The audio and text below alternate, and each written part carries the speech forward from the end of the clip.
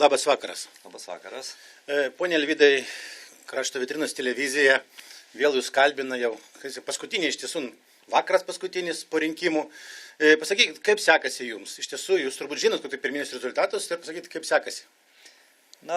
Rezultatai prognozuojami. Kol kas, kaip ir prognozavom, pralaimim ir matyt, kad laimės Andrius Palionis. Pasakykit, koks jausmas? Iš tiesų, pats išėjimas į antrą etapą, kaip aš suprantu, yra labai teigiamas dalykas. Jūs nugalėjot labai tokį žmogų, kuris turėjo būti, jis jau laikė save, kad jis bus antrame etape ir jūs patekote į antrą etapą. Ar jūsų nuomonė yra kitokia trupučiuką? Iš ties, patekimas į antrą etapą tai didelis pasiekimas kaip politiko, kaip sakau, jeigu pirmame etape dalyvavo rinkimuose virš 2000 kandidatų, dabar antrame etape dalyvauja ten 134, turbūt tai jau neblogas pasiekimas, aišku, kaip visada norisi geriausio, bet tikrai įvertinę pirmo turo rezultatus, buvom realistai, manėm, kad tikrai bus sunku laimėti, kadangi persvara buvo didelė ir dar kas apsunkina tą situaciją, kad daugeliu atveju tarsi kovojam lyg partiečiai. Tai žinoma, tas apsunkina, būtų žymiai paprasčiau konkuruoti su kitos partijos atstovu ir sutelku savo komandą, o dabar ta komanda, kaip besakytum, dalinasi, įsibarsto, kaip visada prie laiminčio, prie geresnio rezultatą turinčio žmogaus šliejasi dalis žmonių.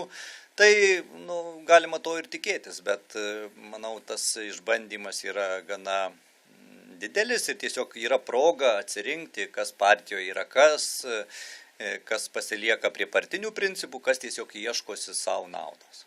O pasakykit, iš tiesų, ką galit pasakyti savo rinkėjams? Jūs jau sakėt, bet jau dabar jau jūs matot, ar gal jie neatėjo jūsų rinkėjai šiandien? Ar iš tiesų atėjo, bet pakeitė nuomonę?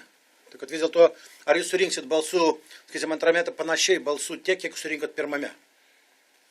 Manau, kad mano rinkėjai atėjo, bent neturim dar visų duomenų, bet iš Purvininkų apylinkės, kur rezultatai panašiai kiek turėjau, tai tikrai turiu tokį rezultatą, o kaip ir kitur deklaravo kitų partijų nariai, kad tarsi palaiko Andrių, tai tas matosi ir tas palaikymas jaučiasi.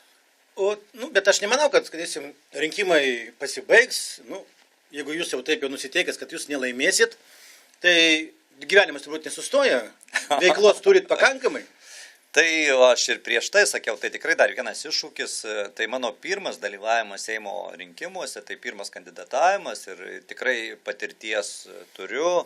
Tikrai įgijau daugiau patirties bendraudamas su žmonėm, tiesiog daugiau pažinau ir savo komandos žmonės, su kuriais gali pasikliauti, kuriais neitum į karą kitą, tai tikrai tokių pavyzdžių yra kaip yra, tiesiog rinkėjai pasirinko, matyti ir pasirinks Andrių, jis atstovaus šitam etape Prienus, aš linkiu, kad tikrai kaip ir žadėjo, kaip ir šitoj priešrinkiminiai kovoj dalyvavo, kad tikrai būtų toks aktyvus, taip atstovautų mūsų kraštą, tada bus nauda. Kada bus jau beveik aiškus rezultatai, ar važiuosit pasveikinti nugalėtoją?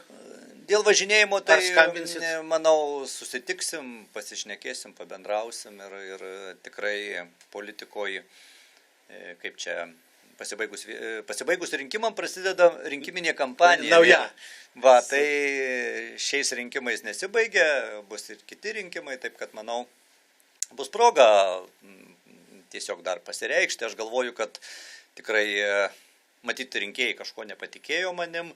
Aš kažkiek ir prognozavau, kad kai aš esu dirbęs daugelyje savivaldos ryčių, mane žmonės pažįsta ir žino mano ir minusus, daugelis mano konkurentų tuos minusus matyt paryškino, pristatė kaip neigiamybės, tie, kurie nėra dirbę, aišku, prieš mane turėjo dėl to privalumų, jie nieko nėra darę, juos negali kritikuoti Ir rinkėjai, matyt, patikėjo jais, kad tikrai jie dirbs produktyviai. Ar dabartiniai rinkimai į Seimą bus kokia tai jums atspirtis savivaldybių rinkimus, kurie bus po poros metų? Ar jūs jaučiat, kad, sakysim, elektoratas ir socialdemokratai iš tiesų iš šitos visko išeis stipresni, ir savivaldybių rinkimus jie skyrius pasirodys labai gerai? Aš to nesutapatinčiau. Tikrai savivaldos rinkimuose socialdemokratai atsiskleis, kaip čia dirba savivaldoje. Ir jeigu jų prasti sprendimai kaip nepagerinantys žmonių situacijos, tai tikrai žmonės nebalsuos. Taip, kad tikrai žmonės balsuoja už dirbančius politikus, už politikus dirbančius jų naudai. Tiesiog... Bet 2 metai, tai aš manau, jūsų skyrius padarys išvadas ir padarysit žingsnius į priekį. Dar porą metų į priekį. Aš taip manau. Žmonės prisimena paskutinius metus. Taip, kad tikrai turim gerą startą savo darbus pristatyti, padaryti dar visą eilę darbų, ištaisyti klaidas, kurios padarytos yra, ir manau, žmonės galėtų mumis patikėti.